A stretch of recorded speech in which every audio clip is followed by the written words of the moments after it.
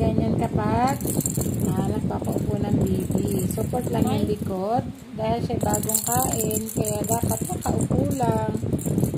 Ayan. And then kapag naman yung higa, i-play nyo lang muna siya ang baby nyo para malibang. Para di agad matulog. Yan. Pag nakahiga naman, dapat ay naka-high back rest. Yan. Tingnan si Gianna. Oh, yan. So, mataas yung head part. Ayan. Makulit talaga. So, parang 45 degrees ang taas niya. So, yan. Malaking unan. Pero, dapat yung unan ay pantay. Hindi, para hindi mag-carb yung likod ng baby nyo. So, yan.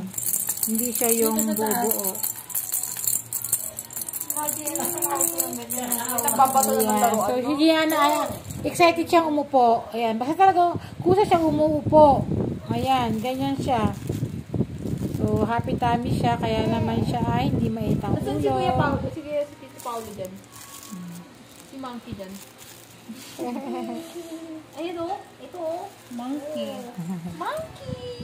Ayan. So, si Gianna ay 5 months, no? 5 months old. So, dapat ay hindi pa siya umuupo. Pero, gusto niya lang umupo. Excited lang siya.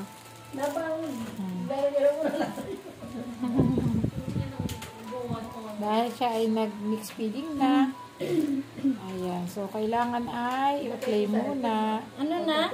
Kasi, pag pinatulog agad natin, ang baby ay pwedeng mapunta sa umakyat and mapunta sa ilong. So, ang tawag dyan ay aspirate precaution.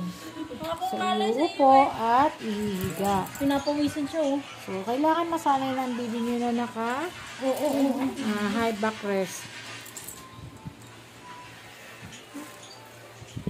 Ayan.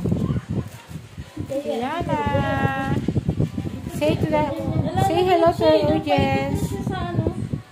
Hindi na Sa viewers. Ayan o. pagkadede. Nilalagay ko siya sa una. Ang bugay naman, naghanap siya ng damit.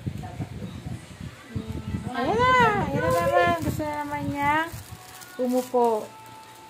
Damit. Ukay ng lampining. Gagawin mo siya. Gusto niya mahinahawakan siya. Ganun siya. Tana. Ayan na. Bye-bye na. Say hi, hello, bye. Hanggang sa muli. Bye.